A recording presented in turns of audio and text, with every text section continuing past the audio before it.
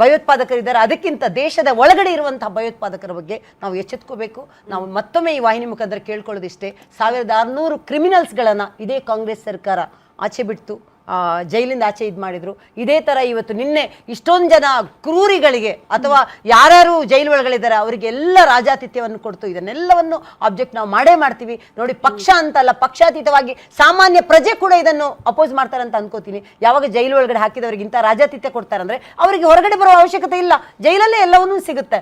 ಈ ತರ ಇರುವಾಗ ಮತ್ತೊಮ್ಮೆ ನಾನು ಈ ವಾಹಿನಿ ಮುಖಾಂತರ ನಾನು ಕಾಂಗ್ರೆಸ್ ವಕ್ತಾರಿಗೆ ಕೇಳ್ಕೊಳ್ಳೋದಿಷ್ಟೇ, ದಯವಿಟ್ಟು ಆಪರೇಷನ್ ಸಿಂಧೂರನ್ನ ಡೀಲ್ ಅಂತ ಮಾತಾಡಬೇಡಿ. ಕಾಂಗ್ರೆಸ್ ವಕ್ತಾರಿಗೆ ಹೇಳೋದು ಹೌದು, ನಾನು ವಕ್ತಾರಿಗೆ ನಾನು ಕೇಳ್ಕೊಳ್ಳೋದು, ಕಾಂಗ್ರೆಸ್ ವಕ್ತಾರಿಗೆ ನಾನು ಕೇಳ್ಕೊಳ್ಳೋದು ಈ ವಾಹಿನಿ ಮುಖಾಂತರ, ದಯವಿಟ್ಟು ಆಪರೇಷನ್ ಸಿಂಧೂರನ್ನ ಡೀಲ್ ಡ್ರಾಮಾ ಅಂತ ಮಾತಾಡಬೇಡಿ. ಅದು ಖಂಡಿತವಾಗ್ಲೂ ದೇಶದ ಜನರಿಗೆ ಇದು ಬೇಸರ ಆಗ್ತದೆ.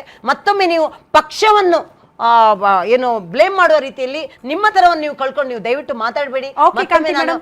ಜೈಲಲ್ಲಿ ಇರುವಂತಹ ಕೈದಿಗಳಿಗೆ ದಯವಿಟ್ಟು ರಾಜಾತಿಥ್ಯವನ್ನು ಕೊಡಬೇಡಿ ಅಂತ ಹೇಳುತ್ತಾ, ರಾಜ್ಯದ ದೇಶದ ಆಂತರಿಕ ಭದ್ರತೆ ಬಂದಾಗ ಪಕ್ಷ ಬಿಟ್ಟು ಜೊತೆಯಲ್ಲಿ ಕೈ ಜೋಡಿಸನ್ನು ಕಲ್ತ್ಕೊಂಡ್ಬಿಟ್ಟು